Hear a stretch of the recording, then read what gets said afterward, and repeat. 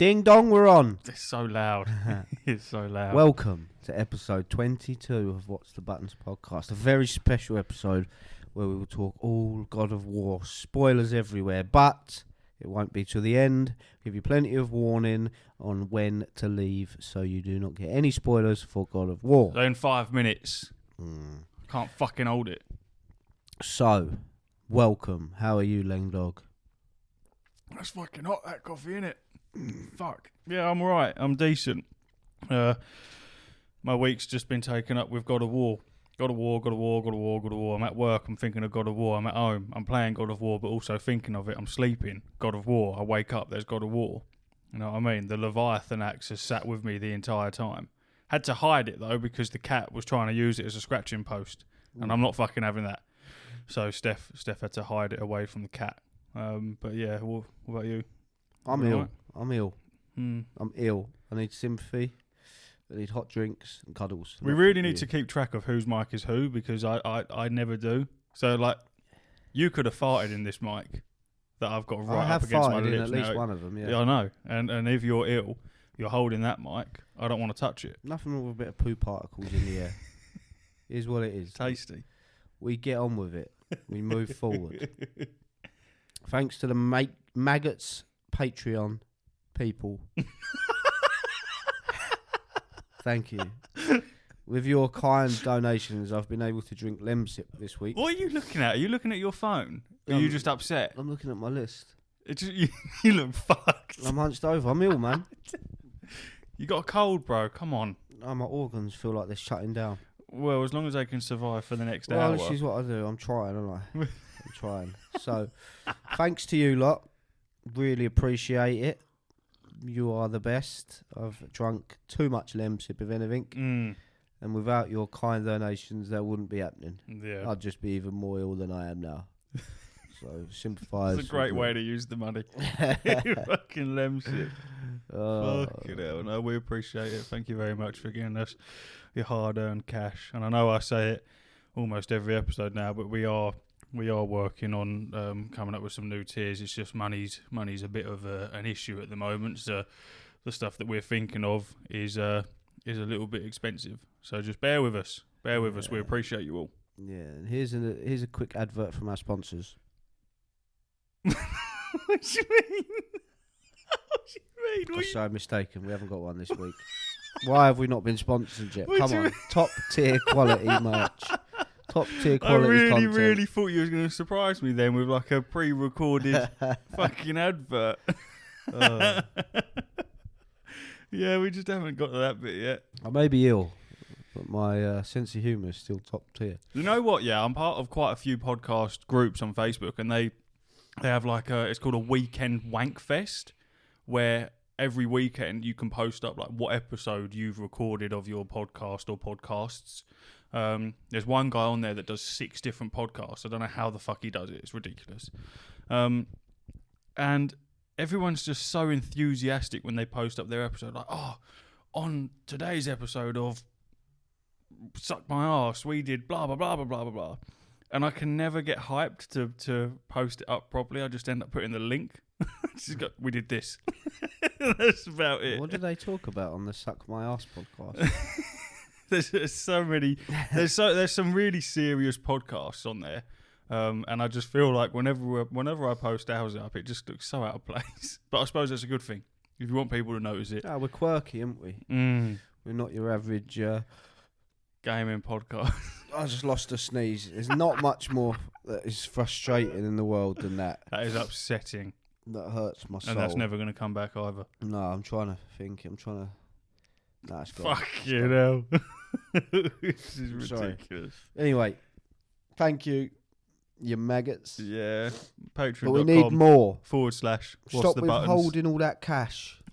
You don't need more. it. We need more. You don't need it, Give man. us more fucking money. Give us more. And then I can upgrade from Asda's own paracetamol to proper ones. It's the same shit. Yeah, Don't tell me you're one of them. No, I'm not. Fucking hell. I think Lemsips is how... You can get home brand Lemsips, can't you? Yeah, I just get Lemsip because I vibe with them. They're not too bad. How many are you doing them a day? How many have you had today? No, I haven't had any today. I've been busy. I've been at work and then I come home and then I come straight here. So Busy. Oh, sorry. Anyway, this is a podcast about computer games. Go on. It's not a medical podcast. I'm ill. As if I didn't tell you, you can tell. Go on. We got Warzone. Yeah. You want to talk about Warzone? Yeah, we're going to talk about Warzone and DMZ. So I took the day off Thursday. Nice. Booked annual leave. I didn't pull a sickie. Much like I did with God of War last week as well. So I'm taking this podcast seriously. I'm getting it in. Nice. Ready for the content. Nice. Plus I like playing computer games. So it's an easy way to tell the wife. Yeah, so Warzone came out. I was sceptical. You're sceptical? I was sceptical. You was? Yeah, just because there was a lot of changes. What, you was or still are? No, I was. There was a lot of changes. The gameplay, the systems in place. There's just a lot to it. But I'm proud to announce it's fucking amazing. Yeah. So much better than Warzone 1. And all your little bedroom streamers are bitching and moaning. Fuck off. We don't like streamers. Whiny little shit rats. It's all about them, man. And if Warzone now gets changed because and reverts a little bit back to how it was, then there's no point. Because right now, I'm pretty sure we spoke about this last week, the problem with Warzone is for casual gamers, casual Barry, that's got a full-time job and plays 2 hours on a Sunday, you can't play Warzone, bro. You can't play it because you're going to jump on and you're just going to get bunny hopped on, slide cancelled. They're going to be jumping off the walls, shooting you in the face. And you're like, this is crap. Whereas now, much more PUBG. Yeah, as it fucking should be. It's a big map. Yep. You've got a backpack. Yep. You pick items up. You store them. You can store more than one of whatever you want in your backpack. There's not so many conflicts. And when you do get into a fight with other players, it is a battle of positioning and gun skill. It's not who's on PC and can press more buttons than me and who's got a scuff controller so I can jump around corners. There's proximity chat now as well. Proximity chat is that always on? Or is that something that you can turn off? No, I mean, you can just mute your mic, innit? You just have a muted mic. But we just go in a Seems PlayStation fucking party. awesome. What, you don't use the proximity chat? No, because the reason why is because when I'm playing, I'm playing with my pals, and we're just talking about stuff. Like I'll talk about what I've been up to with the family this week. I don't want to be like looking out a window in a building talking about my family and someone's just sitting in a bush listening. Literally, it's just weird, and it's creepy. Yeah, I've seen some funny clips. Of fucking it's gonna be chat. mental. It is gonna be mental. Like you can recruit enemies to your team. So I don't know if it's a specific mode. We was playing trios, me, Royce, and Clarkey, and I downed a man. And you can interrogate them. You can hold square, interrogate them, and when the bar's finished going up, it's a risk, obviously. You'll ping where their teammates are on the map, which is pretty cool. You can also open your emote wheel, and you can recruit them to your team. And if they accept, then they'll become a teammate. And if they don't, then they won't. Oh, what? And they can start killing their own team. Yeah. So you can like literally convert. I don't know how it works entirely. I don't know if you could have That's a 40-man team or whatever. There must be a limit. But the whole point, I think, mainly for the proximity chat is one for the clips. And two for the gulag. Now the gulag in Warzone 1 was a very simple case. You died, other people died around the map. You would be put in a 1v1 room, whatever weapon was given to you, and you would just have a quick 1v1. Whoever won got put back into the war zone. Now, I don't know if you're aware, it's now 2v2. You're put in there with another random enemy who's died on the map. But for this time, you have to work together to try and get out. But in the middle of the map, after I don't know 15-20 seconds, a jailer will appear. If you kill the jailer, you can take the key and you all get to leave. But to do that, you all have to work together and not kill each other, fuck each other over. So proximity chat would be like, hey guys, do you want to work together? Yeah, absolutely. Yeah, I would be killing. Exactly. 100%. Exactly. 100%. Trust nobody. But all these things are making it. I didn't think that would be a good system. I really enjoy it. And if you die, if it's squad wipes at the same time, sometimes you're in there with your mate. Yeah. It's rough edges, rough launch, as it always is. Trying to get into a game is a pain in the ass. It's a live service game. If Activision can't sort it out, No one's going to be able to sort it out. Yeah, I saw a no lot of live crashes. service game is ever going to get mustard. It's just impossible. It's normally just how it is, especially when it's with the big games, because you get to a lot more. Because you say you have 1 million people playing Warzone 2, you're going to have 1.5 million because of the hype surrounding it. Exactly. So you're always going to have way more people than what your servers are built for, because you just can't expect it. Even though you anticipate a rough launch and you know it's going to be annoying, doesn't make it any less annoying. No, yeah, it's still fucking frustrated, annoying. and you're like, I understand why this is happening. Yeah, but it's Through still gritted annoying. teeth, you're pretty pissed off. But what I can say is, it is phenomenal. But as I said, back to my previous point, streamers and stuff have been moaning like crazy, and they're saying their reasons for mainly complaining is saying there's no skill gap. Right? There's no skill gap. I said, the skill gap is there. The skill gap is there more than ever because of it's now based on positioning. Yeah. You need to get into a good based position. on skill. You need to read a map. You need to look at the map and go, right, we're moving here and then here, and we're going to get this high ground, or we're going to hold this building, we're going to lock this down.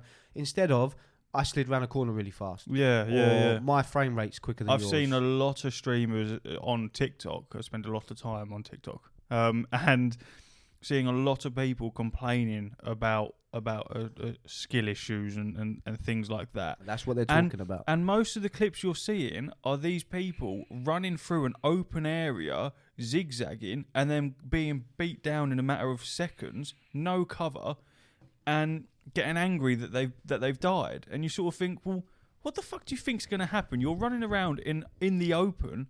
You go on PUBG, you run around in the open, you're dead.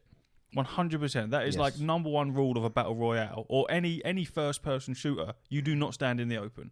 Simple as that. So it's very annoying when you keep seeing all these streamers, and they might not even be streamers. It might just be people who are just getting a couple of clips, but people whinging that there's an issue with the game itself when you're dying because you're standing in the open. What do you think is going to happen? It's so fucking annoying, and I'm with you. If they start changing shit because streamers are complaining about it, Dr. Disrespect starts fucking whinging. Timmy the Tap Man starts whinging about some other shit. You know what I mean? And then they start changing things to accommodate them. It's not fair, because that sort of shit's happened before. You're not stupid for thinking that could happen, because it's already happened many, many, many times in the past. And that's fine. But the way I see it, and I spoke to Clarky about it earlier, I think this is the way Warzone was designed. This is the way the multiplayer played a lot slower, and they're trying to move away maybe from that arcadey nature and arcadey feel, because people now want Escape from Tarkov kind of games. They want military simulators. They don't just want arcade Call of Duty. You know, the multiplayer you can go play like that if you really want to. There's different modes, different maps where you can play that fast-paced multiplayer. But there's a massive market now for more serious military simulations. And whilst it's still very arcadey, it's so much slower and much more enjoyable for it. Because I've always said, if PUBG was more polished, I would be playing that all the time. 100%. And I joined that far too late, so the skill gap is massive for me. PUBG's fucking sick. I love that game. Yeah, so do I. But I'm always getting killed by level 100, whatever, the highest rank. And it's probably too late to get good, basically. Yeah, me and Mark joined it quite early on, and we got quite decent at it. So, but I know what you Clarky's mean. very good at PUBG. But that is the kind of game I think a lot of people like, and really set, obviously, the Battle Royale market off. So I think what they've done is fantastic. But, as I said to Clarky earlier, hopefully, if they do stick with their guns and stay true to what they've made, because it's their vision, they should do, then they got something decent. Yeah, then these other streamers will either suck it up and get on with it, because I don't know what else they're going to move on to. And if they don't and they move on to other things, well, the people and the market is still there for Warzone 2. There'll be more streamers that are nobodies now coming up. Yeah, and they'll grow because people want to watch Warzone 2. No, obviously, because I don't play it, so my knowledge is limited. But I've been seeing a hell of a lot on this game. But am I right in saying that people are purposely throwing games to be put into bot lobbies to level shit up a lot easier because of the skill-based matchmaking system? So to the point where they join a game and apparently just run around. There was one video I saw, a tutorial on how to set up your controller so that you wouldn't have to touch it and you'd always be running around in circles, so that you would get no kills and eventually be put into bot lobbies because you're just as far as the game's concerned, that bad.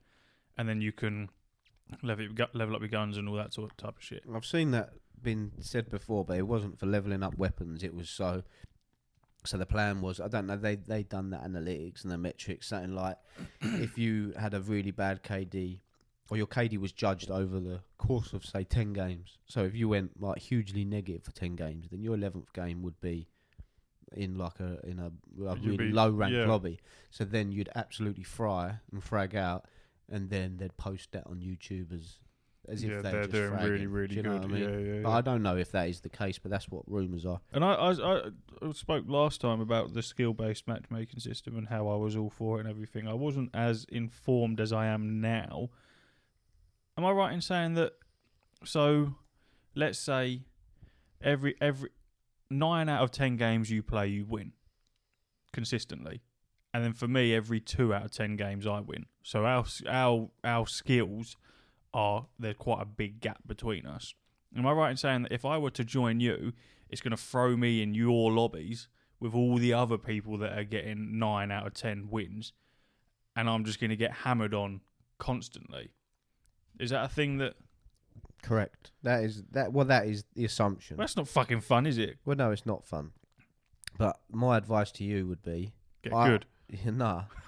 I genuinely think you would like this, because it's slow-paced, and the skill is in the gunplay and the positioning, which you're good at from playing with Apex with you and other shooters. You're surprisingly good.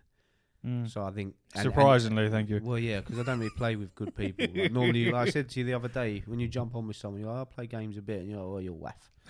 You know what I mean? So I think maybe if you had any interest in ever playing it, you start sooner rather than later, so the skill gap doesn't come in. You're already there. You've already hit the curve. So, you know, you're already ready to go, regardless of when you play. But I do think it's much more up your street. It's much more up all our streets, because we don't enjoy running around. I don't like the running around mental. fucking... It got too silly. It's why people like myself come away from games like Fortnite as well. It just goes too far on the other end of the scale and just becomes stupid, and Call of Duty was guilty of that. The slide cancelling stuff, it's such bullshit, man. But I wouldn't mind that if it was available for everyone and it was a case of getting better at it. But the simple matter of the fact is, unless you're on a PC, and a good PC at that, for the frame rate and FPS to be good enough to be able to compete, or you spend a silly amount of money on a controller for the paddles so you can do these things with ease. Yeah. That's not fair. That's not a skill gap. That's a pay gap. That's a money gap. It's the same as Overwatch 2. When you join me, I'm on a PC and you're being forced to join what is essentially a PC lobby. You're always going to get absolutely murdered because aim assist is off. Aim assist is off, and from you see it yourself, the movement that you can do on a PC is, compared to a PlayStation or an Xbox or any other console, is fucking ridiculous. PC will always be on top when it comes to movement, because especially if you've got a mouse like mine, which isn't a fucking crazy good mouse, but a Razer mouse, you can adjust the sensitivity on the fly while you're playing. So I can spin round 10 times quicker than anyone else can, and then if I want to spin round slower, one button and it's done. And I can customize that. So yeah, you jump like... I was turning round on Overwatch like I'd just seen a unidentified object flying, and just like shock of awe, you spun round and it was like he was having a seizure. It was just ridiculous. We had a little test on it, and I can't... It doesn't matter what sensitivity I put it up to, I'm not getting nowhere near that. There's no way. And the crazy thing is that my highest sensitivity that I have set on my mouse isn't the highest sensitivity that it can go to.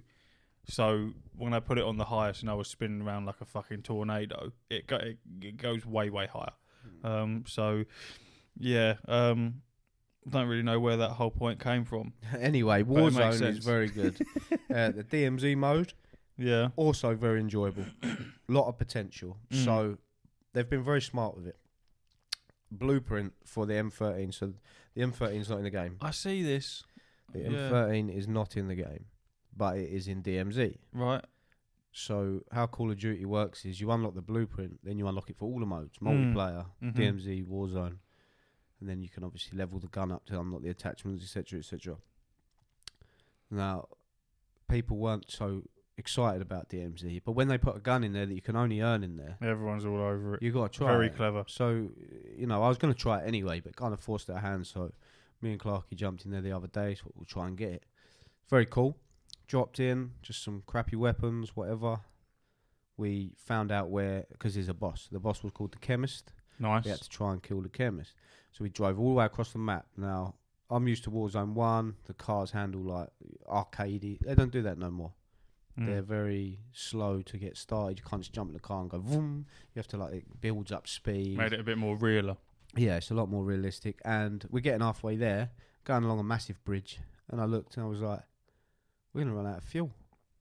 We ran out of fuel on a bridge. I had to book it the rest of the way. Mm-hmm. We got there anyway. Massive like gas storm where he is in. So we had to go buy some gas masks. We went in there. The bots are they're somewhere in between, like I don't know. They're just staring at walls, no idea what's going on, or they're literally like Rambo and they're just diving, shooting grenades, rockets. I'm like, there's no in between. Anyway, me and Clarky managed to get through it somehow. First ever one we did. Managed to kill him. I picked up the M13. We booked it down the street. Found an extraction zone. Set the flare off. More AI dropped in. We killed them. Got onto the helicopter. Lovely. Got the M13 blueprint. But thing is, the M13 blueprint, obviously you know how it works. Whatever you take out of the DMZ or Tarkov mode, then you get to keep and you can take him with you next time. If you lose it, you lose it. But it doesn't give you the blueprint for everybody. It only gives it to the person holding it. No. So you had to go in again. So obviously we had to go in again. But who got it first, you or? Yeah, I had it. Of course. But what I read, luckily online, was that if you go back into the DMZ, drop the M13 for your mate. He picks it up, then extracts straight away. That's what we did. But even then, it's risky. Because if we get shot... You've lost it. I've still got it because I've unlocked the blueprint now. But you still got to go back in. But then we'd have to do it again because we've both lost it now. So yeah, I dropped it for him. He's got it. So we've both got the M13 now. But it's a very clever way to get people to play it. People are shockingly positive about it when people were very negative before. So yeah, it's just another thing to play. Another really fun mode. So overall... massive thumbs up from me. Warzone, DMZ. It sounds like DMZ's like obviously Escape from Tarkov inspired, but also The Division inspired. That's what people are comparing it to mostly. On the Division, Black Zone or Dark Zone. Yeah, Dark Zone with the extractions, because out of the entire game like series, that shit was so fun. So fucking fun. You took me there once. That was our first gaming experience together. Nuts, wasn't it? I was thinking about it the other day. How nervous we both were. You was. You was as well. No, you were. I could hear it in your voice. You were nervous. Whereas now we don't play with each other at all. Just for the sake of the pod. We don't even talk anymore. No, I was thinking about that as well. I was like, I've gone from ringing you every day, talking to you for a good 2 hours a day, to nothing. Because otherwise we get it Friday and we're scratching. But yeah, it sounds very Dark Zone-y, and I like that. I think that gives you something worth fighting for. There's a few things that I'm not a fan of. So the way it works is you got insurance slots, so you can build any weapon you want from guns that you've got and things you've unlocked across all the multiplayer and stuff. Yeah. So I built my M4. So I love the M4. I always use the M4. You can insure it. Cool. You go in, you lose it, whatever. It gives you a 20-hour cooldown or whatever on the weapon. So then you have to take contraband weapons in, which are weapons that you find in DMZ and bring out. You can't change any attachments. They are what they are. That's fine. I don't mind that system. But then you can add all the grenades, smoke grenades, stun grenades, frag grenades, all sorts of stuff like that. You can just pick them like you would normally. These things should be found and brought out. So you go, oh, I'm going to take a smoke grenade in this time. I've got 3 of them. You shouldn't just be able to take them as in. But that's about. Other than that, I just don't feel there's a massive risk to dying. Where I think that is the shining light of that sort of genre, which they haven't really nailed. But they did stick a fat old beta sticker on it. Oh, did they? So they've got So out of it covering their asses, So- going, this isn't the final product. Exactly. So with that beta sticker on it now, But who knows? that's quite clever though, because if you've got a good the community is enjoying it so far, they're gonna give feedback on it. So rather than bringing it out and how it is now, that's it, and then saying in a couple months' time they decide to change a load of shit. It's clever. It's clever. It sounds to me like they're actually giving a fuck about what the community thinks, and I like that. And that works good for the developers. It works good for the people who actually play in the game. It's good for everyone if they actually take note and listen to what people are saying and sort of just come away a bit from little streamers whinging about it. The most exciting aspect for me is that obviously they try and implement like storylines into Warzone each season. This is happening, and you're going in to be the last one standing because of this reason. None of it really makes any sense. It's cool. It's a cool cinematic. It's just something to throw in there. But it doesn't really make any sense. With this mode, they really could put some story into it. Put some shit in it, yeah. You know, killing this chemist, I don't know who the fuck he is. But it was cool to go and kill a boss. So when, like, in 2-3 years' time, whenever what is happening, you go, oh, remember when we had to go and kill that chemist dude? Do you have a health bar or anything, or is it just... No, he's just like zombies where you have a bullet boss sponge, bro. He's just a bullet until he's sponge. dead. Yeah. But it was cool. You know, it's a cool mechanic. He's in a little gas zone on his own. Yeah. With loads of people around him. Yeah, no, I like it. And me and Clarky were like nervous, trying to get out, like stressing. Oh, fuck, no. That's the best bit. I run out of bullets. I had 0 bullets. I had 0 armor plates. I'm laying down. I'm like, Clarky, you've got to shoot these. The helicopter's coming down for us to leave. I'm like, you've got to shoot them. I have no bullets and no armor. If I get shot, I'm dead. That's as simple as that. So he managed to like fight them off, and then that was the fun. That was the excitement. Exhilarating. It was, and it was nerve wracking because we had the M13 to lose. My point being, if you haven't got that to lose, it takes it away a little bit. You know, whatever. If I die, I die. Yeah, because you. All that's going to happen is I can't use my gun for 20 hours. Yeah. So go back to that. So you die. So let's say you're carrying the M13. You're in the DMZ. You die. That M13's now locked out for 20 hours across the entire game. No. Only in DMZ. Only in DMZ. So how it works is I always have an M4 because it's my favourite gun in Call of Duty. So I have the M4. I build it the way I want it. It's insured. If I want to take that in, I'll take that in. If I die or lose it out there, then it's locked out for 20 hours and I can take any of the old crappy contraband weapons I've found.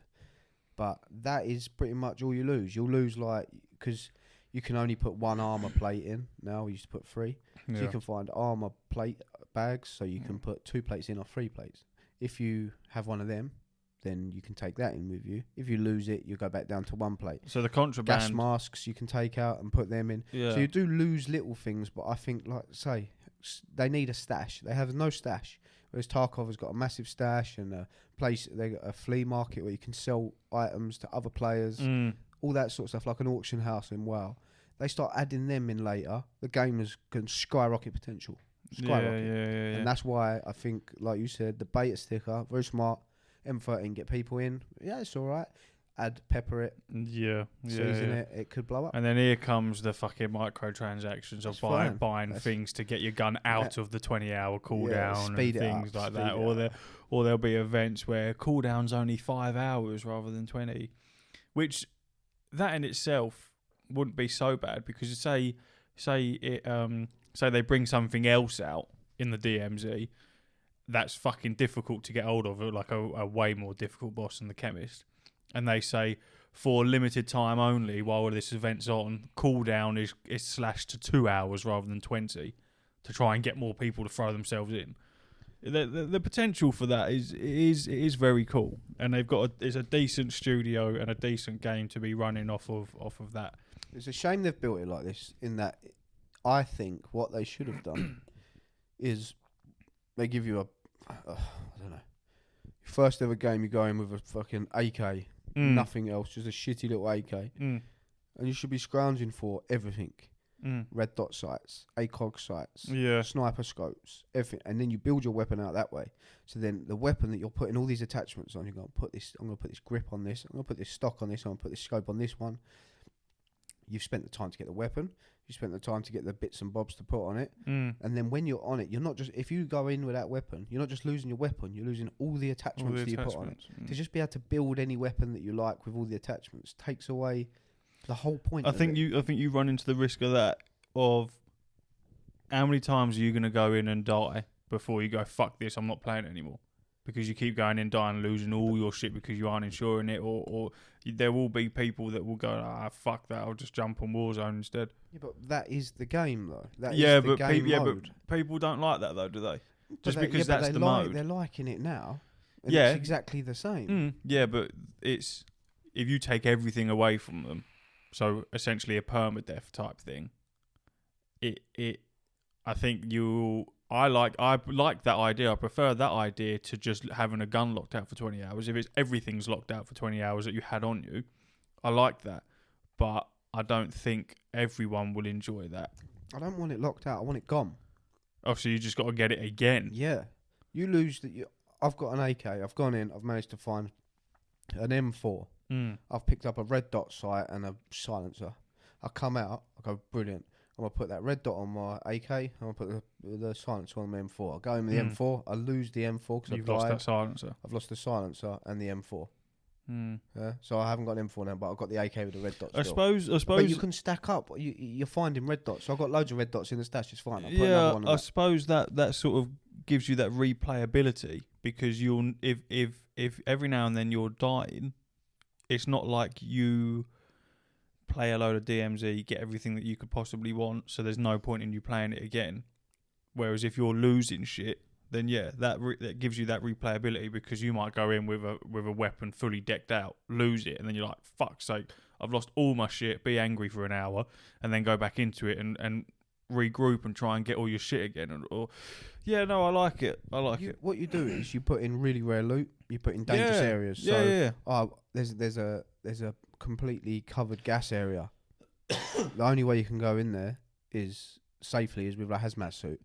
Find the bits of a hazmat suit. I've got the legs, I've got the torso.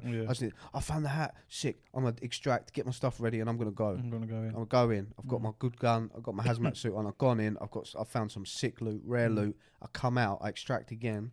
I sell it on the market for stupid money. I'm flossing. I buy what I want from the market. Like that game cycle, that game mechanic is basically what Tarkov does.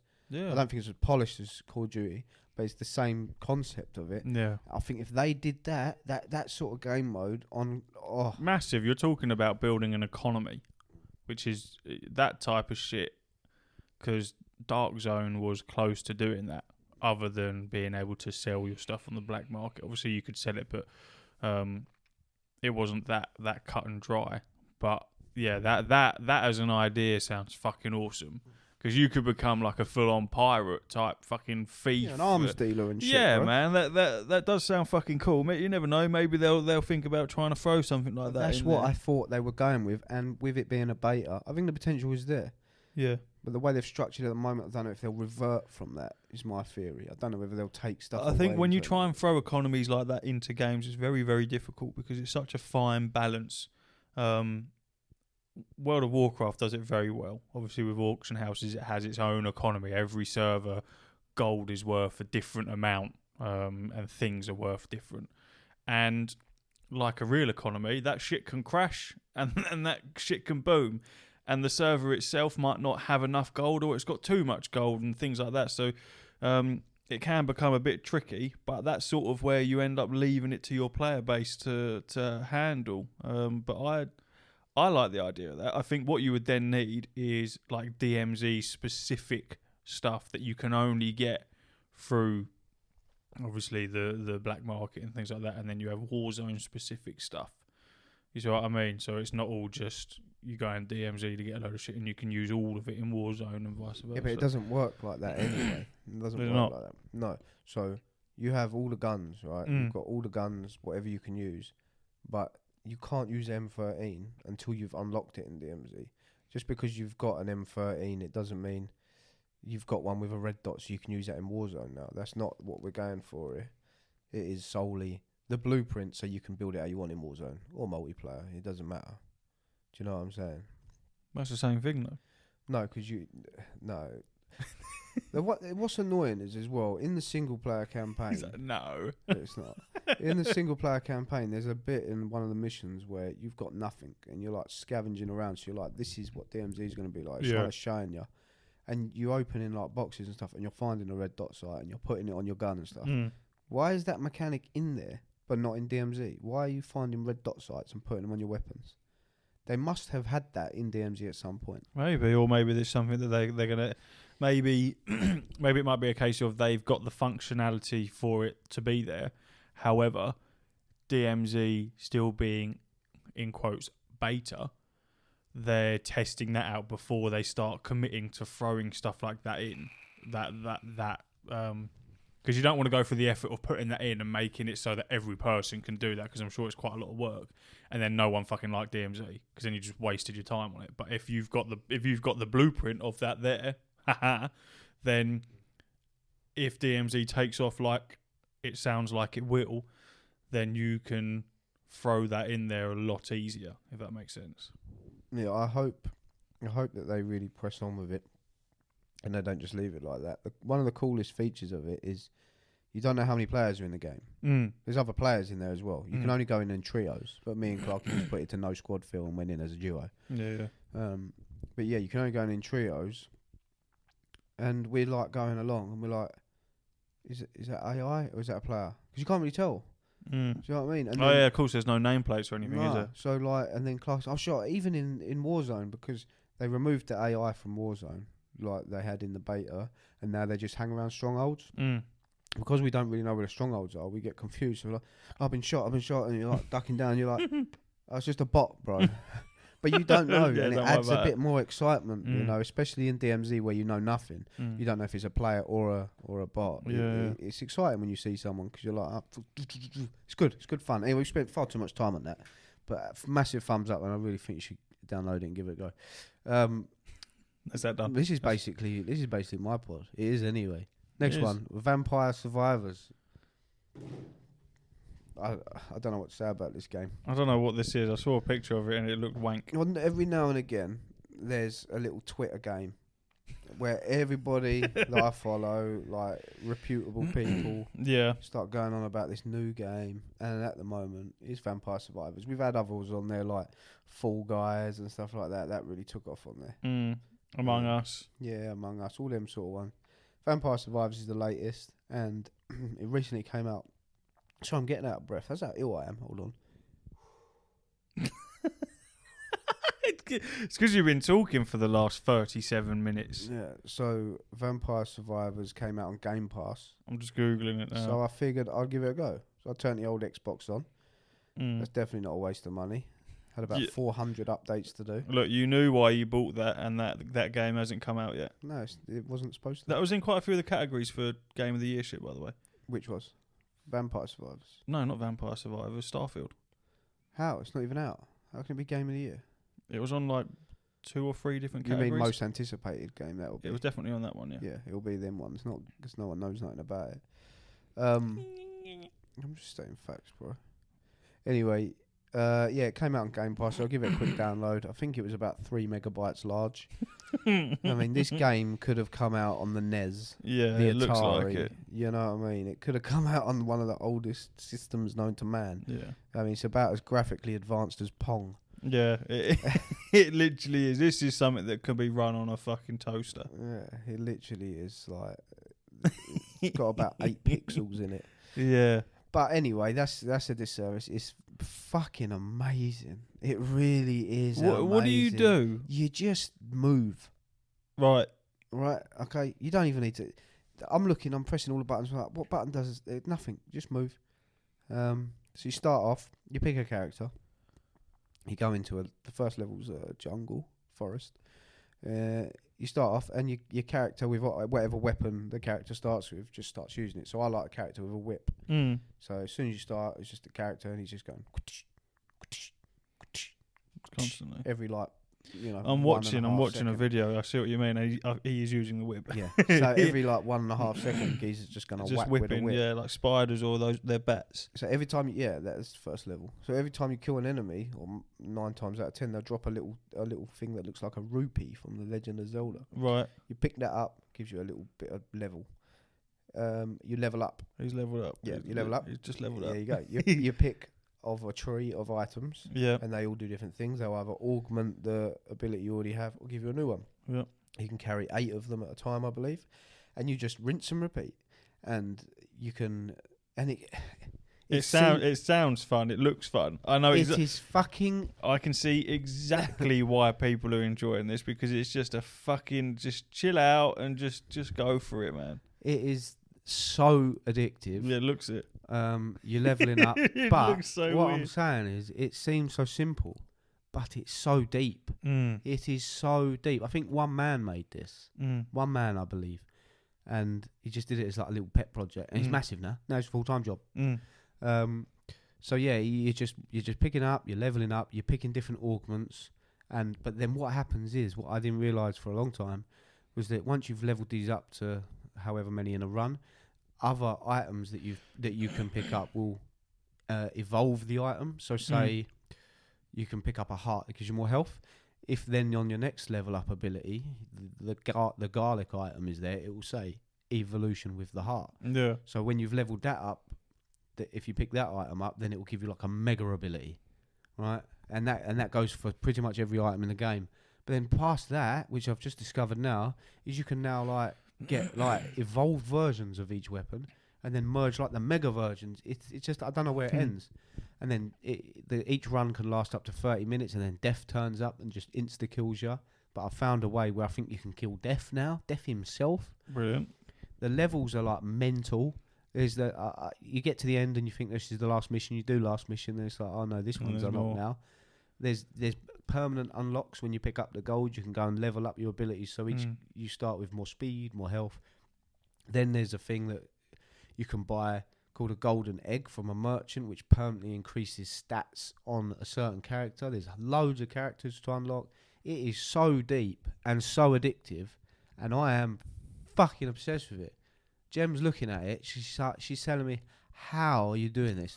Because there's monsters everywhere. The screen is filled. Just covered. And I'm like ducking and weaving, and I've got whips going off all over the place. I've got bombs going off, birds flying around, dropping shit on people. Oh shit, yeah, like that.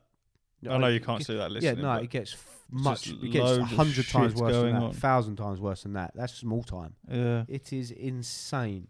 The game is phenomenal. One of the first comments: having crushed through every achievement in this game, it has been a complete blast to play. The most fun I've had in ages. On Steam, it's currently at 10,000 reviews at 99% positive. You know you're in for a treat. That was 9 months ago, Yeah. so it'll be even more now. There's me being all gassed that it's free. How much is it? It's $4.99. And there's me leaving Right. out a section on that comment saying that it was $3 because I thought it was free. So 10 it's a out of fiver. 10 on Steam. 127,000 and a half reviews. Like it's just, obviously it came out 17th of December 2021 on Steam, and it's just come out on consoles. But little games like that, they have a way of being real decent like that, because you aren't asking a lot of the game, and the game isn't asking a lot of you. And I think games like that can be so simple, but like you said, so deep at the same time. The gameplay itself looks like a piece of piss. It looks enjoyable, but it doesn't. It's not damaging your brain to figure out how to play it. And those types of games sometimes, well, evidently, people just want to chill out and play an easier game that's still fun as hell, and that looks like one of those games. Obviously, look at it, and it's just the different abilities. this is very reminiscent of Cult of the Lamb when we were yeah. seeing all the fucking followers and everything. This is something else, man. But yeah, shout out Ponkle, who is the developer of Vampire Survivors. You've done a fantastic job, and I really can't wait to see more of this game, what you're going to do with it, because it's clearly got a huge following now. And it's Are you alright there? I'm just swallowing breath and burps and all sorts. But yeah, it's swallowed up my life, to be honest, and it's exactly what I needed after, what we're going to get to. So we better speed up, because we've been doing this a while. So shout out Vampire Survivors, huge congratulations to Ponkle. Fantastic game, love it. Absolutely fantastic. I can't wait to play it tonight. Moving on, we have Pokemon. This is your section because I didn't know what. It's only a quick little section. There's nothing crazy. I'm not really a massive fan of Pokemon. I love Pokemon. It only come about because I was seriously considering getting a Switch and getting the new Pokemon. You say that. I turned my Switch on the other day and I've done loads of downloads because I was going to vibe with mine as well. And I turned it off. I decided not to because it was either that or the Steam Deck, and I thought, you know what? I want to direct money. If I want to save my money, and at the same time, if I'm going to have an expense for my own benefit, I want to throw that money into the podcast. So I held off, and I think I made the smart decision to do so. I've been seeing a lot of videos on the new Pokemon. It's Pokemon Scarlet and Violet. It looks so shit. You like Pokemon games though? I like Pokemon games, but it's a lot of apparently the launch was really rough. It looks laggy as fuck. Now there has been an update, and a lot of people are saying that once you do the update, it fixes a lot of the issues. But by the looks of it, I think everyone was hoping for them to really ramp up the graphics and make it look decent, and it just looks rough, man. I think it's been labelled as the open world Pokemon game that everyone wanted but didn't receive. In that, and I think that statement is true. In that, everyone would love an open world Pokemon game. I certainly would, but they just can't seem to nail it, man. They just can't seem to do it. There's fucking dead world, nothing in it, laggy as shit, frames all over the place. It keeps crashing. It just looks a bit of a mess. And that was my section done. Let's hope it improves. I love Pokemon. One thing I know about Pokemon and Nintendo is they always land on their feet. There's nothing to worry about there. They'll sort it out. Of course they will, and the player base will remain. There's no one that's going to be turned off of Pokemon. Just a lot of people complaining like how it was meant to be so much better than its predecessor, which was Arceus. Pokemon Arceus. However you fucking say it. Yeah, that one. You can go back and play that game though. People keep saying, "Oh my god, it is so much work," and you can always go back. Yeah, you can. That's that section done. Shut up. Next section's yours as well. Wow. Fillers. Oh, another filler. My entire week has been taken up with God of War. My entire week, from when we filmed the last episode. We're not talking about God of War by now. No, yes, but this scared. Yeah, but this rolls into it. So, as many of you may be aware, on the 16th of November, World of Warcraft went into phase 2 of their pre-patch for Dragonflight, which meant that the new class and the new race, the Drakthir Evoker, was released for people that have already pre-ordered Dragonflight. I am obviously one of those people, and the excitement for it was there, but God of War took me in a way that I never thought a game would. And for once in my life, I wasn't so excited to play new content on World of Warcraft because I was busy investing all of my time into something else. I just couldn't focus. I couldn't do it. I played for about an hour. I still haven't done it. There's a new starter zone and everything, and I've done like 4 quests in it because I jumped on and I went, "What am I doing?" So I turned around to the TV. I was like, I got to go back on this. I've got to do it. So there'll be way more on World of Warcraft next week. It's coming because, I think now is the time where we can move on to God of War Ragnarok because it's not. Why? Marvel Snap. Oh, for fuck's sake. Don't even start with that. Shut up. What's this game that I've got? Hold on. Hold your horses. I'm holding my horses. Because Marvel Snap is a Marvel card game. You're Am correct. I right? I am correct. Now, because I sunk in a lot of time and a lot of money into this card game. Is it Hearthstone? Hold on. I deleted it. Brilliant. Anyway, moving on swiftly. Where's that gone? No, I didn't. Throwdown. Never heard of it. You've never heard of it? No. You never heard of Throwdown? No. It is massive. Is it Marvel? Oh, Family Guy. Family Guy, fucking Futurama, Bob's Burgers, all of them. And it's a card game, man. Oh. I don't know. All I know is Marvel Snap is another thing. Much like Vampire Survivors, I'm just Another chilling, card game. minding my own business on Twitter, and all I'm seeing is Vampire Survivors going to get a Game of the Year category. It's that good, blah blah. And now all I'm seeing is Marvel Snap is the best mobile game to ever Game of the exist. And I'm like, I'll check it out, man. I don't like mobile games. Well, I do now. I'm telling you. Yep. I have told 1, 2, 3.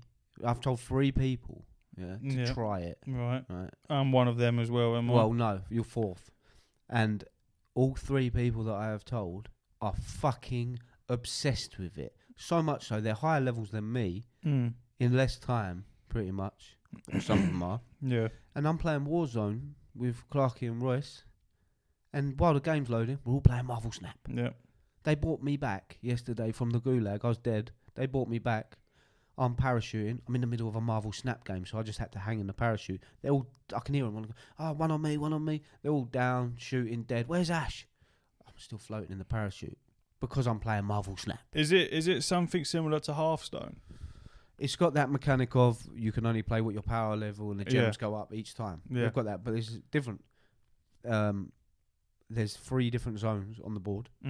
Each one can be many different things. I've played it. You've played Marvel Snap? Yeah. Why are you asking then? Because it's your show and everyone, it's not just me that's fucking listening. I played about 10 minutes of it. Well, that's not enough to... I got very bored very quick. How have you judged and gauged off of that? No, because, and I think I'm fair in saying this, what was that? Or was that your mic? A game like, it was very, very, very similar to Throwdown. And I sunk in so many hours of Throwdown and quite a lot of money that I just wasn't interested in Marvel Snap because I don't play Throwdown anymore. I've had my fix of mobile card games like that. I was like, no, I can't be bothered because it's very, very, very similar. Well, one of the massive pros to Marvel Snap is it's not pay to win. You can't buy anything, really. Yeah, no, neither was Throwdown. It was just, I'm greedy. Alright, cool. Well, whatever. All I know is there's a welcome pack where you get like 700 gold and Captain America for 3 quid. Oh, so, right, yeah. It doesn't make a difference. So I just wanted Captain America. you pay for that? Yeah, I bought that. Hmm. And then what does Captain America do? No, it's just a card you get. It's just a different... It's just Is a it different... with a different ability and... No, nothing. It's Don't lie just to a me. different card face. There's literally all it is. You Mm. can't upgrade cards in any way that makes them more powerful. Yeah, all right. Believe me or not, I don't You give can a on Throwdown, to be fair. Well, you can't on It's this. quite decent. And I bought a battle pass. First ever battle pass You I've just ever sat bought. there On mobile. and said, it's not pay to win. Yeah, how much money you spent on this None already? of this is giving me any competitive advantage at all. It's impossible. There's You nothing bought a you battle can pass. do. You are so easy to get your wallet to open up for a game. Incorrect. Only Not if I incorrect. enjoy Not it. incorrect at all. When's the last time you played Fortnite? There's Star Wars skins. When's the last time you played Fortnite? I don't know, a couple of months ago. And when's the last time you bought a skin for it? A couple of weeks ago. Well, because when I blue play it, I want to jump on and play Star Wars characters. Yeah. That's neither here nor there. I like what I like. You put Star Wars skins in anything, I'm going to buy it. And you're all over Doesn't it. matter. Doesn't matter. You send me some right old shit. Pictures of Star Wars stuff. Because you know... I I'll sent pick you a that up Star for me. Wars advent calendar. That Yeah. was 40 quid, you know. Yeah, and it would have been cool if they were cool characters, but it got Darth Vader dressed up like some elf. You don't do Darth dirty like that, bro. Vader's no mug. So you like Marvel Snap. That's I don't fantastic. like it. I fucking love it. And That's I'm really not the only great. one. So, you know, it's neither here nor there whether you like it. If you don't, you don't. But all I'm saying is, if you don't like mobile games, check it out because it's changed my opinion on mobile games forever. Nice. Anyway, all I know is I think that you should try to play Marvel Snap, but more importantly, I think you should try and play Warzone. But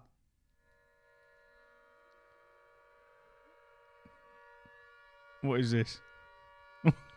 What is this? Put that right to the mic so it's a bit louder. this is your warning. God of War spoilers are coming now. Yeah. That's what this is. Thank you for listening to this episode. If you're leaving, we We're love and appreciate you. See you next week. Hooroo. we're about to talk about God of War. Me and Ash have both completed it, and we said last week that we will do this segment. You can turn it off now. I think people get the siren. Yeah, we're going to talk about God of War. There will be spoilers. We will talk about quite a lot of it. We're going to talk about every spoiler. So yeah.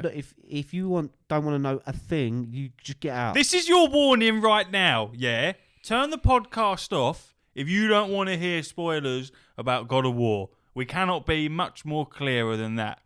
Now, anyway, about Kratos dying. I was going to say that. Kratos dying at the end, mental. That's not what happens. We'll try and get it some sort of...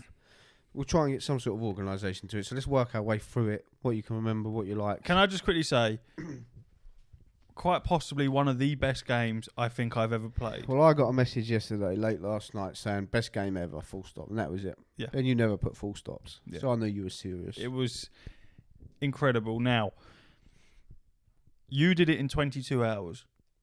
Yeah, something like that. I did it in 35 and a half hours. Now, this will be quite interesting because we both played it completely differently, whereby you did none of the side missions if you didn't have to. I did one. And I did all of them.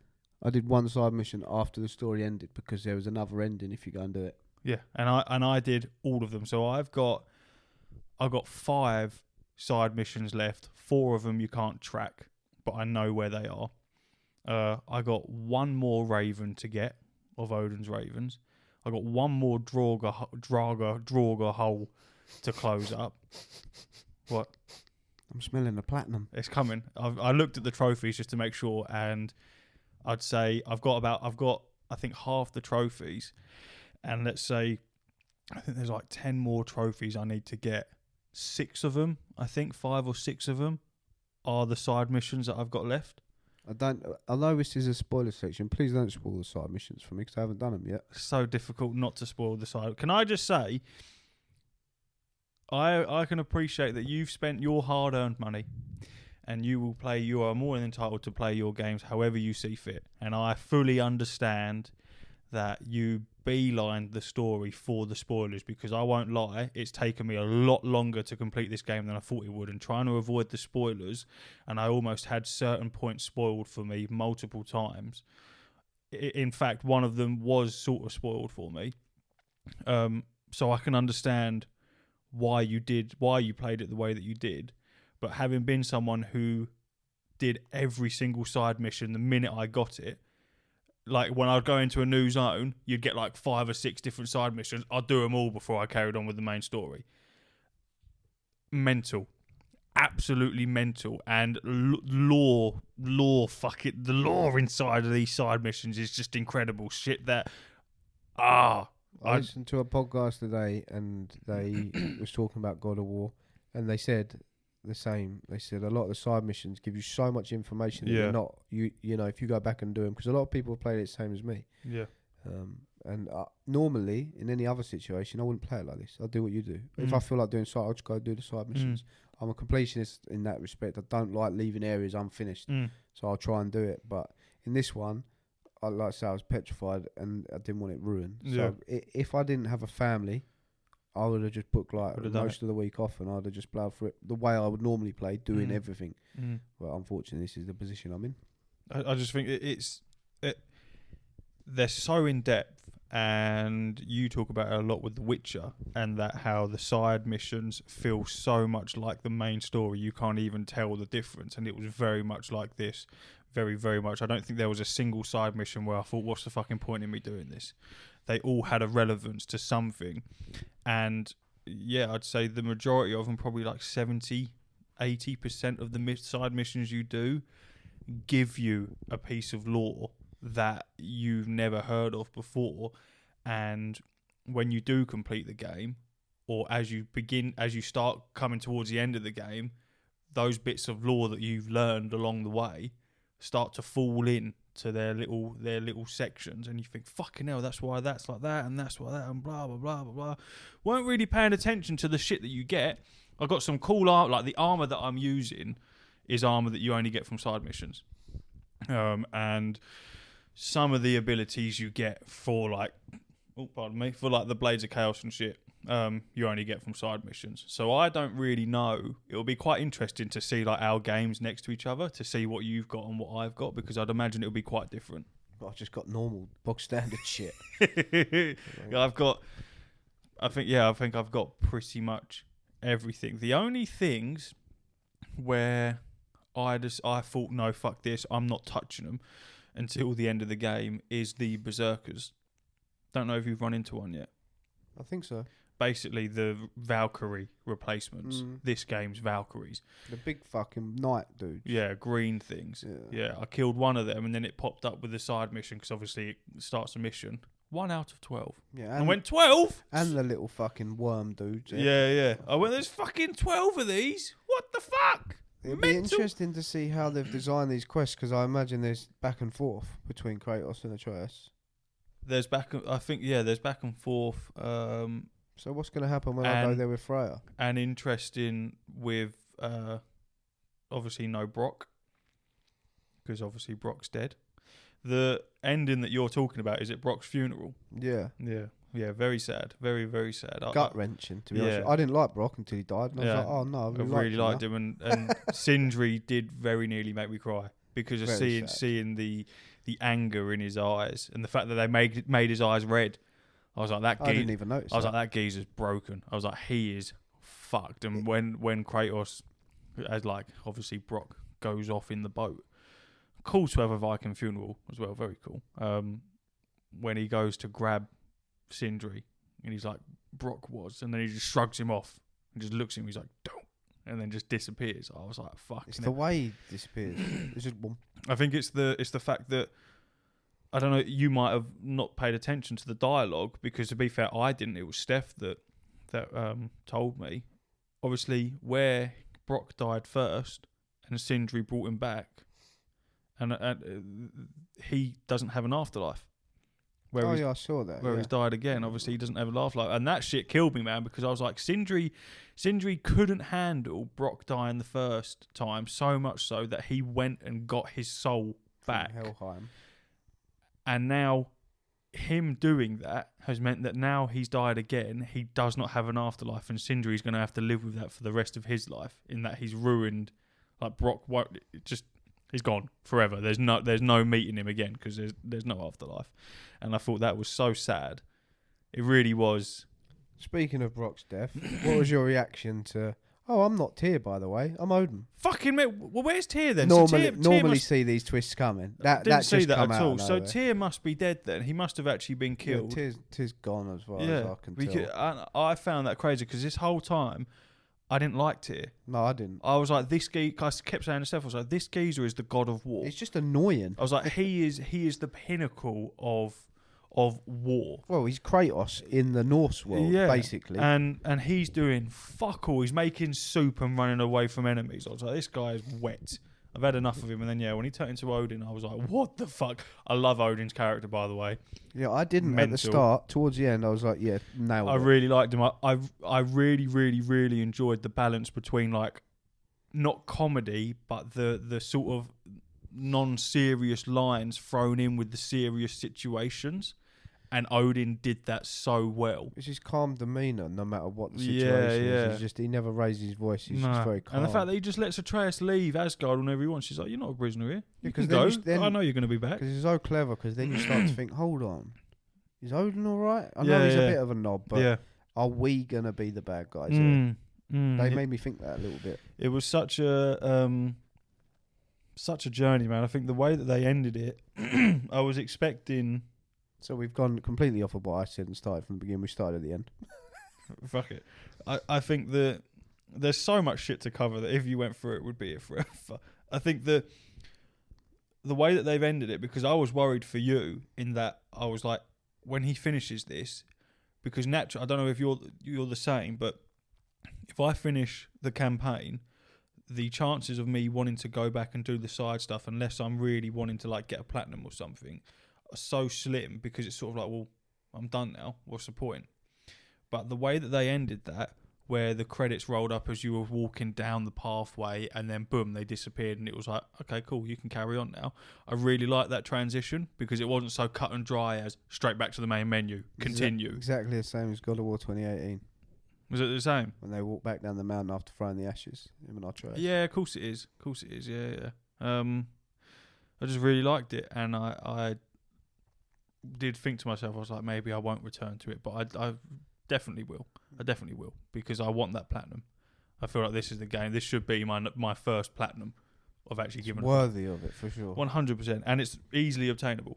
Where did you think the story was going? Because I had loads of different times where I had light bulb moments, and I was going to write them down, and I didn't, and I wish I had, because I thought all these different theories of what was going to happen at the end. But there's times when because obviously I play with headphones on, obviously you don't, because Steph's in. Yeah. But when you're moving with Kratos, he breathes heavy. Yeah. He's like, so I thought he's just dying anyway. He's just dying of old age or whatever. And then at the end, in the tent, before you go to Asgard, he's telling him the story about the farmer that can't carry on no more, and when death comes. I thought that's a metaphor for him, innit? Yeah, he's just given up. So he's just gonna. That is what it was. He's just given up, and he's ready to die now. So yeah, I thought he was just gonna die of old age, regardless. By the way, one of the coolest lines in the history of anything is "Death can have me when it earns me." Yeah, I fucking love that. Death can have me when it earns me. That was so fucking cool. It was so cool. It was so cool. He'd kill Death. You know what I mean? Exactly. It depends what mood he's in. The Kratos. geezer's nuts. I think the raw emotion that you saw from Kratos was so unnatural but natural at the same time, because even to the point where quite a few scenes his lip was quivering. Yeah, I saw when he was getting upset, his lips quivering, and I was half expecting to see a tear come down his eye that you never saw, but I think you could sort of see like him welling up a bit. And like in the tent when he's telling that story, and he cuts off because obviously Atreus is asleep, and you can hear the emotion in his voice. That person was ready to break down at that point. He sounded very, very upset, and I felt so attached to him. And I think off the back of, you know, that you're never going to see Kratos again. Like, this is it. They're not doing any more. This storyline's done, as far as I'm aware. That's false. I thought they come out and said they're not going to do it anymore. No, they're not. The Norse story is done. I thought they said they're done with the Kratos side of it. No, they're done with Norse. They're doing the Norse in 2 series. They just said that's all they've said. They're doing 2 games to wrap Norse up. So that's why everyone thinks he's going to jump to another mythology. Yeah, that would make sense. Because there's a lot of rumours about him going to Egypt, and there's a lot of rumours about him going to Japan. I suppose, especially with the opening of the, what do you call it? He's worshipped as a god there. Yeah, on the other side. You see the shock on him. He's like, oh. I made it. Wasn't expecting that at all. It's very cool. Yeah, they can go in any way they want now. They can leave Kratos and you can go and play as Atreus. There's a load of different Atreus, Frood. She's a Frood. Frood? Yeah. Who's that? Frood. Thor's daughter. Oh yeah, I forgot about her. I was thinking of Agraboda, whatever her name was. Agraboda, yeah, she was cool as well. There's loads of different shit. I've got one disappointment. Go on. And I'm sure you're going to share it. One criticism. Not once did you get to wield Thor's hammer. No, yeah.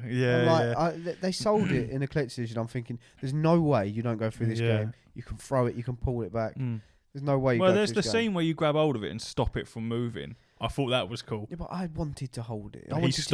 He stops it from moving. The hammer's in motion in both arms. He just grabs it and just goes, nope.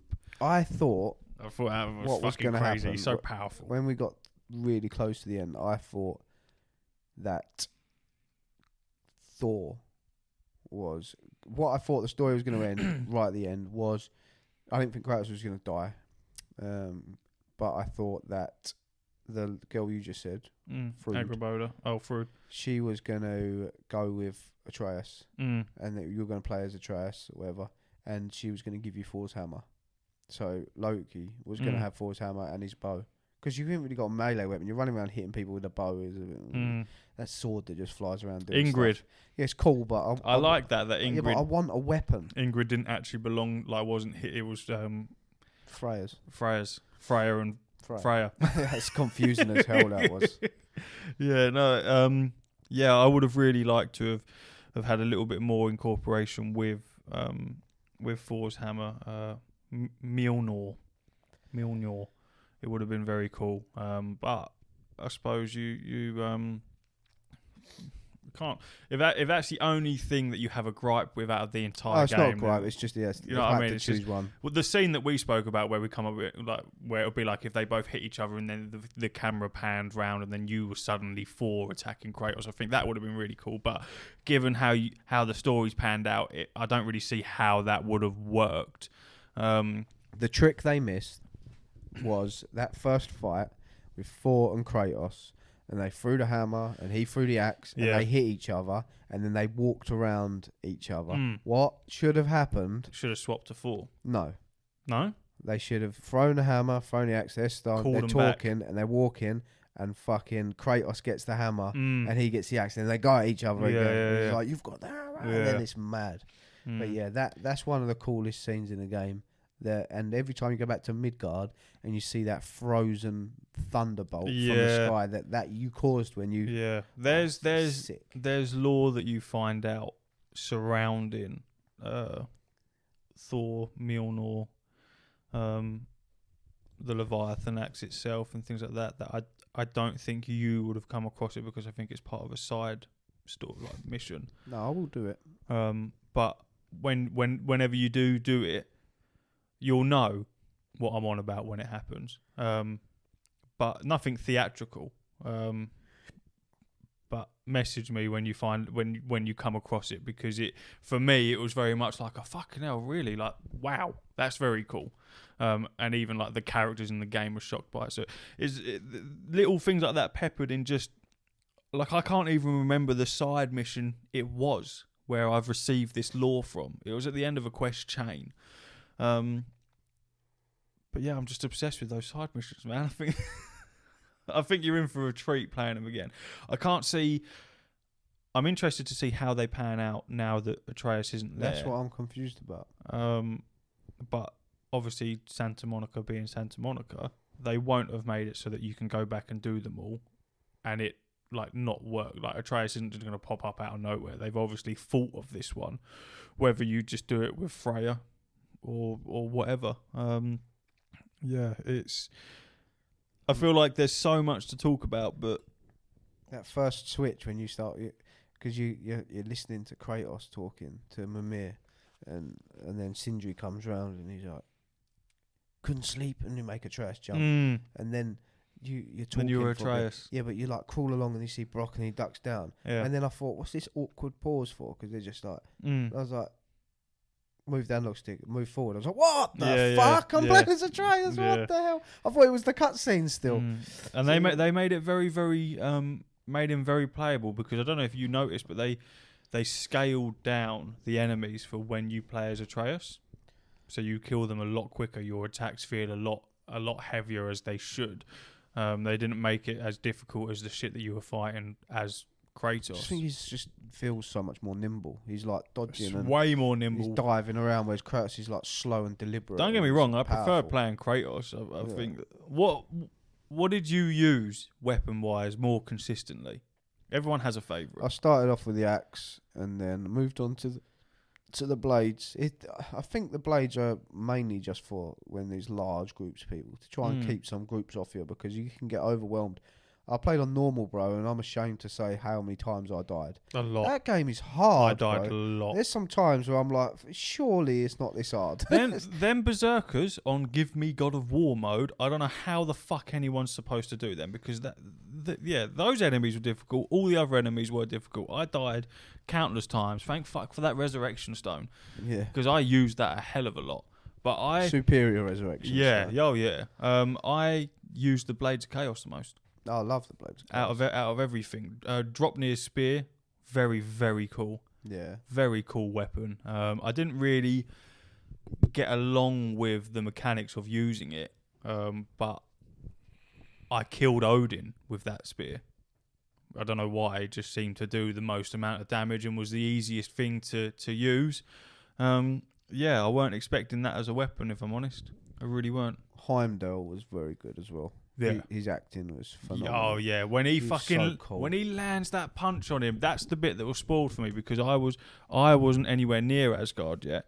Atreus hadn't even entered Asgard, and I was scrolling through TikTok and a video come up of them fighting, of Heimdall and Kratos fighting, and I quickly scrolled past it, and I was a bit like, oh fucking hell, because obviously the geese has already been introduced, but I wasn't expecting a fight like that. I thought that was fucking cool when he obviously when he hit his bracers, and I thought, oh, he's landed a hit, and then the next bit you fucking crack his cheekbone open. I was like, what the fuck? So I was like, this geezer's nuts.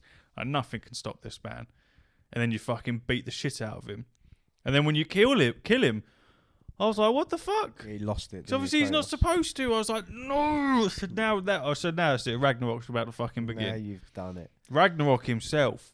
That was nuts. Yeah, that was crazy. That little them two scene. fucking Valkyries you have to fight up there, man. Oh, what, did you my struggle God. with them? Yeah, they're a fucking pain in the arse, man. They're Blades of pain in the Chaos, arse. man. I'm telling you, I leveled up all my shit. I was fucking wailing on them. That area alone, when you walk out of the cave and then it's just like space. I was like, this place is gorgeous. Like this looks it's incredible. Crazy. Yeah, he's crazy. Oh yeah, he weren't a nice guy like Ragnarok. He's a bit of a weirdo. They sort of didn't really close up on that. Well, they did, but they didn't. Obviously, Freya. I really don't know how you say it without talking about the other Freya. Obviously he's died from Brother Freya from Ragnarok, which I suppose does clear up what really happened to Ragnarok. But it doesn't. Freya, Brother Freya, gives you the flying boat. Yeah, you don't use it again. When do you ever use it? You don't. Thinking, what the fuck? Yeah, cool. I'm gonna. I used it one other time to cross to traverse over a certain part of the map. I see. I ain't done that. And that was it. Haven't used it again since. Whether there's other parts, no, didn't really That bother. was cool though. That was cool. I like that. Yeah, I weren't expecting it. It was very cool. One moment that does stand out to me that you probably didn't pay much attention to, it did make me laugh, was where you'll get on like a little train ride thing and you're going up, and the train stops and there's a fucking they're all jumping in, all these monsters, and Atreus is trying to pull the brake, then the brake snaps, then the fucking train just bursts open and there's a fucking humongous troll in there. And he grabs you and he's holding Kratos up. You think, oh god, boss fight. No, Kratos just chops his head off. Yeah. Like, then you fight them in the game before. This time he's just like, no, I'm not fucking. Yeah, I'm not dealing with your shit. He just chops him up. Like, yeah, them trolls went down a lot easier this time round than in the last game, 100%. I think there was, there's still, I don't know if you would have noticed it. At the very beginning, obviously you have the chests where you have to hit the runes, don't you? Mm-hmm. And there's the ones where you have to hit them, and there's ones where you have to set them on fire. There's other ones. Right at the beginning, there's one there, and it's nothing. It's little stones with like blue light flashing on them. I don't know how you do them because I still haven't unlocked anything to do them, and I haven't Googled it. Is it not just the runic arrows? No, it just blows them up. No, tried them. There's a good couple. It might be. I might just be doing it wrong, but there's a good couple of chests that I've come across where it's like, nope, can't do them. Can't touch any of that. There's quite a few little bits where. Because I think I've probably explored, I'm going to say 90% of the game, of what it has to offer me. So there's really not a lot left, but there's definitely bits that I have visited, but couldn't quite get through because I hadn't unlocked the spear yet, or the bow, so that I just haven't returned to yet.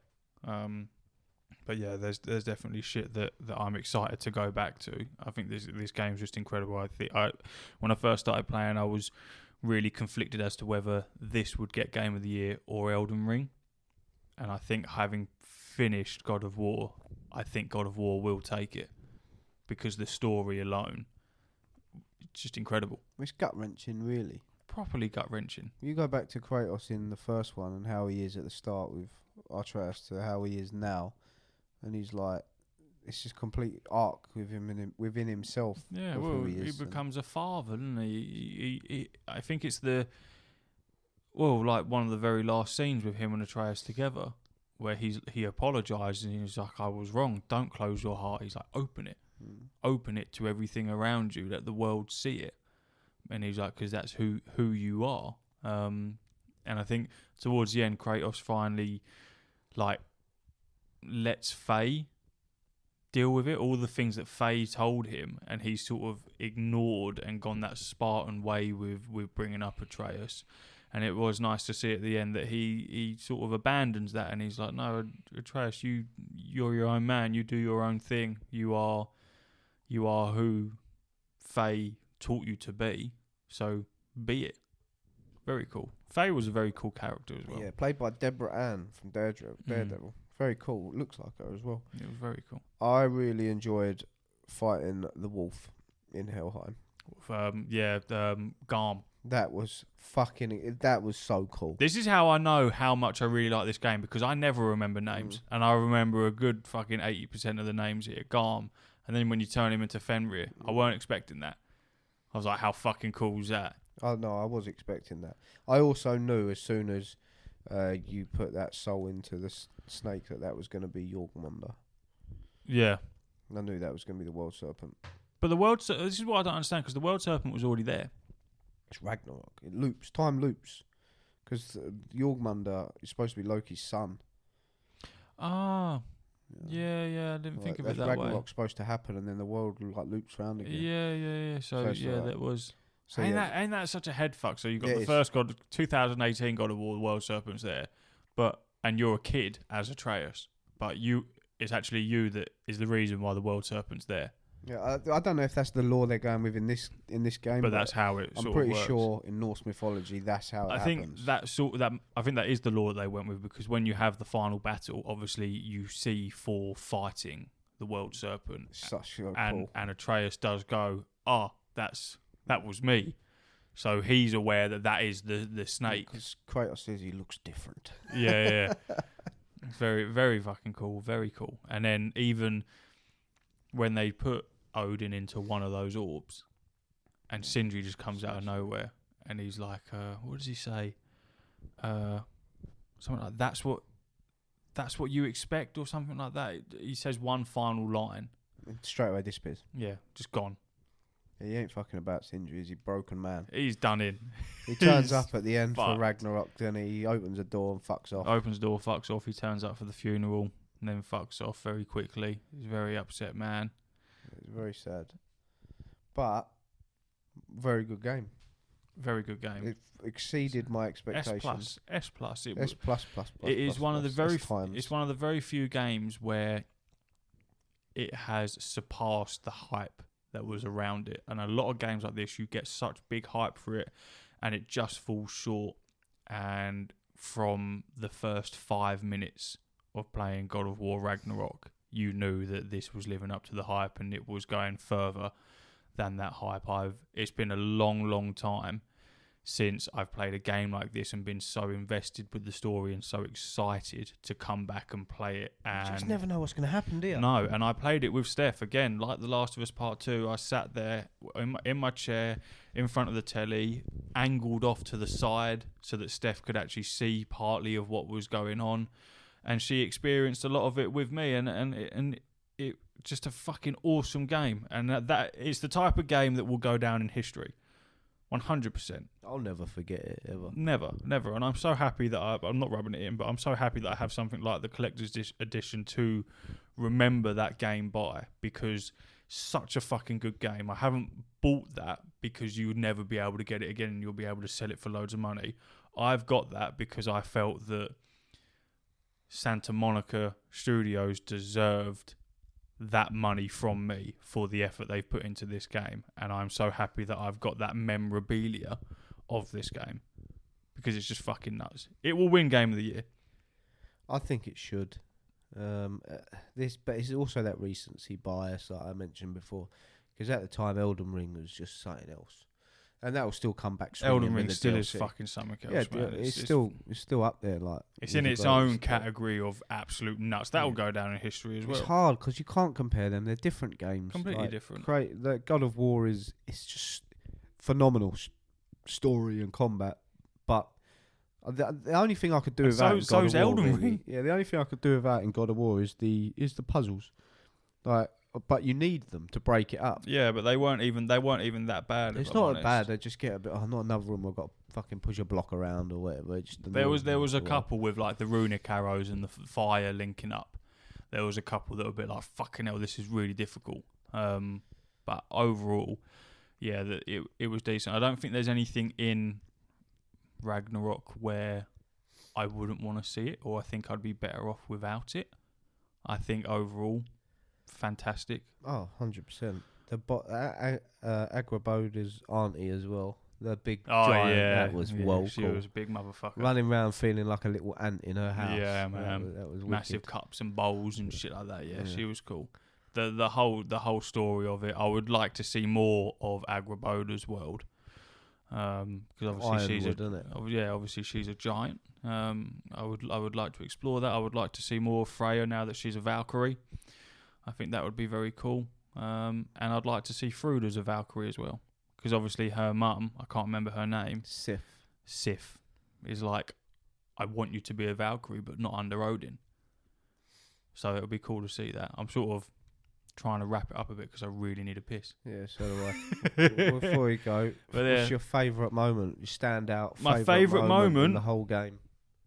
In the whole game. I know there's millions, and this is just if you had to pick one. Killing Heimdall. Yeah. Fighting him.